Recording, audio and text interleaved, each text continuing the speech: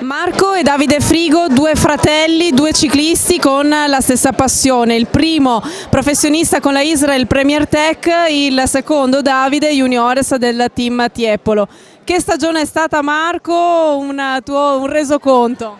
Ma un breve resoconto, è stata una stagione molto positiva, diciamo, abbiamo fatto uno step avanti rispetto al 2024 e questo ci fa ben sperare anche per il prossimo anno.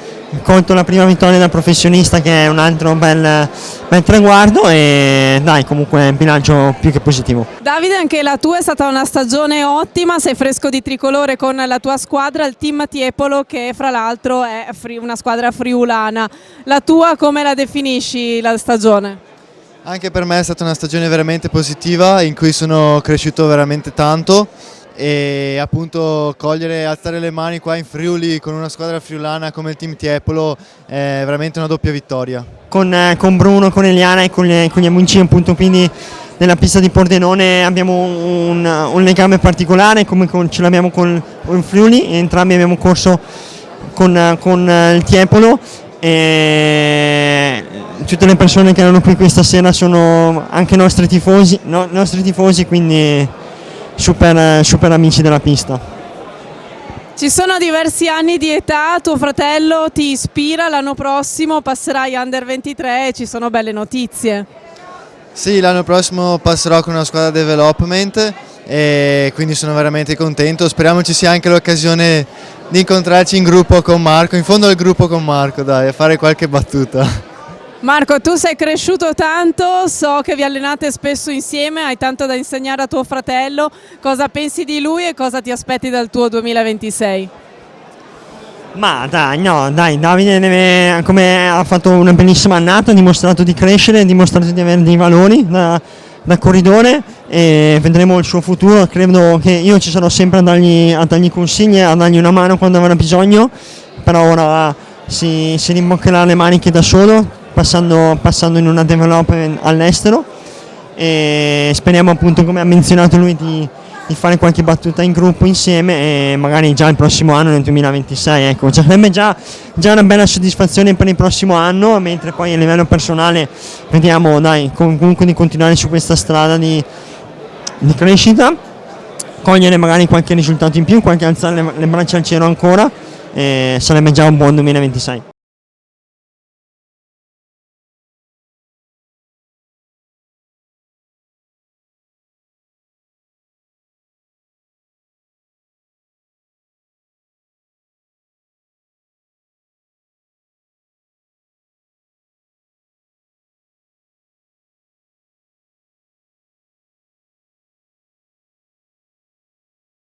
Elena Ceolina, assessore allo sport del comune di Pordenone. Pordenone da sempre una grande tradizione verso lo sport e il ciclismo. È vero, proprio nel DNA della nostra città c'è lo sport. La comunità sportiva di Pordenone risponde sempre e in questo caso devo dire ha fatto davvero il pieno. Io ringrazio per tutti i risultati che gli amici della pista hanno raggiunto in pista, tagliando traguardi, ma soprattutto per la cura che hanno del mondo giovanile, quindi nella crescita dei nostri atleti, sia nel mondo dello sport che come cittadini vincenti.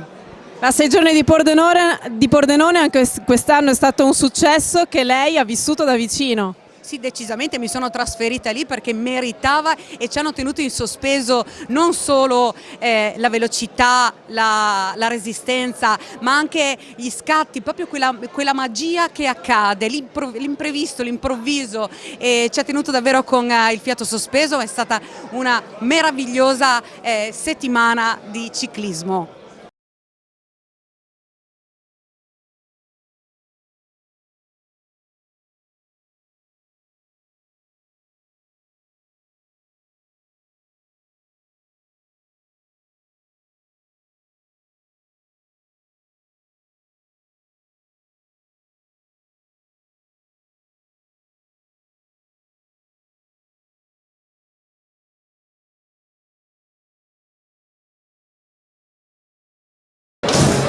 E siamo con Cristina Mirante, assessore regionale alle infrastrutture, una serata bellissima all'insegna dei valori e dello sport.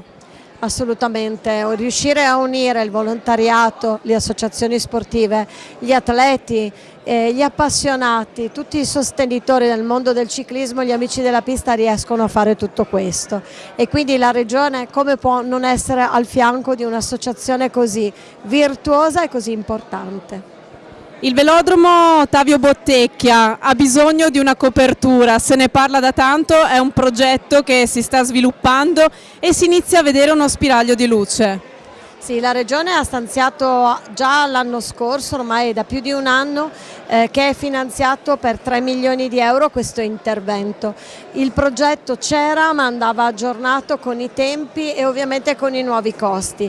Adesso a breve la giunta comunale del comune di Pordenone deciderà la soluzione progettuale e la Regione è a disposizione chiaramente per continuare a finanziare tutta la cifra necessaria a poter coprire questo intervento.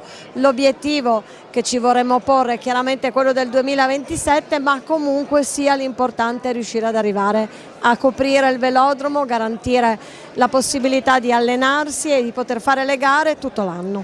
Tutto l'anno, estate, ovviamente compresi anche le giornate di maltempo, ma soprattutto d'inverno, dove potremo avere un luogo caldo per i ragazzi e soprattutto per i giovani che possono quindi girare in un ambiente sicuro.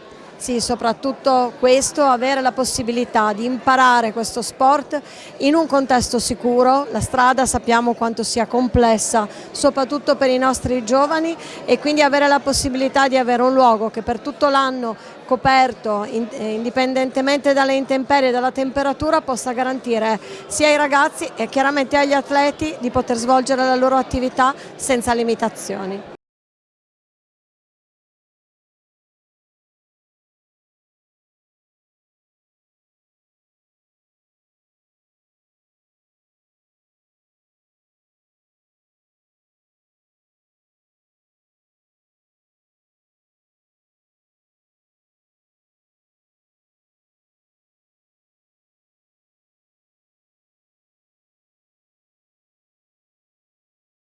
Bruno Battistella, presidente degli Amici della Pista, anche questa è una serata di successo, la possiamo chiamare così. Quest'anno siamo addirittura di più dello scorso anno. Ma direi di sì, è un ambiente che cresce, tutto sommato ci fa piacere vedere tanta gente, le aziende che ci sostengono, le amministrazioni comunali, quella regionale, per cui è un motivo di soddisfazione è vedere tanta gente vicina a noi in questa serata così di chiusura, per ricordare una stagione che è stata difficile ma anche altrettanto importante e piena di soddisfazioni. 16 manifestazioni in totale, tante gare e come dicevi non è stato semplice organizzare tutto e il maltempo non sempre vi ha aiutato. Sì, è vero, ormai da diversi anni ci siamo posizionati con un bel numero di gare, perché oltre alla 6 giorni c'è tutta l'attività triveneta del Master, ci sono le attività per i giovani, ci sono le gincane per i piccolini, per cui facciamo diversa attività.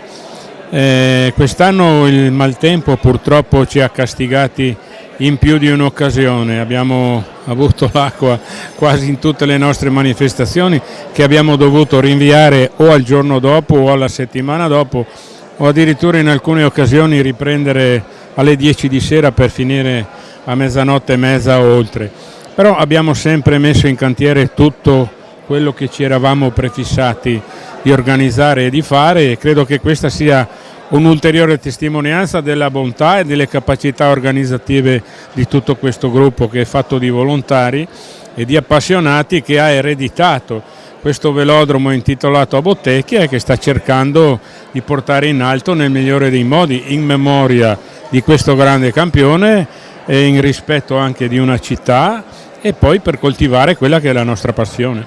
Un gruppo che è fatto di tanti volontari, di esperienza e anche di meno esperienza, ci sono tanti giovani e anche questa sera ne abbiamo avuto modo di conoscerli. Sì, è vero, abbiamo cercato di rinnovare in tutti i settori pur mantenendo all'interno le persone con un po' più di esperienza, ma se guardiamo ai tecnici ci sono degli ISEF molto giovani che portano le loro esperienze e che lavorano a fianco di chi è qui da 20 anni. La stessa cosa l'abbiamo fatta nel campo organizzativo. affiancando tanti giovani laureati in informatica, in scienze della comunicazione, dell'immagine, eccetera, che hanno curato tutti gli aspetti utili per promuovere anche i loghi di quelle aziende o di quelle realtà o enti che ci sostengono. Per cui diciamo che è un mix che sta dando i suoi frutti, dobbiamo tener duro e pian piano chiaramente creare anche quello che è un ricambio generazionale che va fatto senza disperdere le grandi esperienze organizzative e mettendo vicino a queste tutte le realtà che la tecnologia moderna e che i giovani preparati riescono a portare. Cosa vedi per il 2026? Ma mi auguro che il gruppo rimanga compatto e coeso e poi, come è stato per quest'anno, noi da sempre collaboriamo con tutti i tecnici della nazionale. Il programma della 6 giorni di quest'anno è nato da una discussione con Marco Villa, con Diego Bragato, con lo stesso Ivan 40, lo stesso Salvoldi, eccetera. La stessa cosa la faremo per il prossimo anno. Credo che lo zoccolo duro della 6 giorni rimanga quello. Se poi i tecnici avranno bisogno per particolari necessità di qualche gara particolare, noi siamo pronti a inserirla come abbiamo sempre fatto. Grazie mille Bruno Battistella e in bocca al lupo per il 2026. Il lupo e grazie a voi.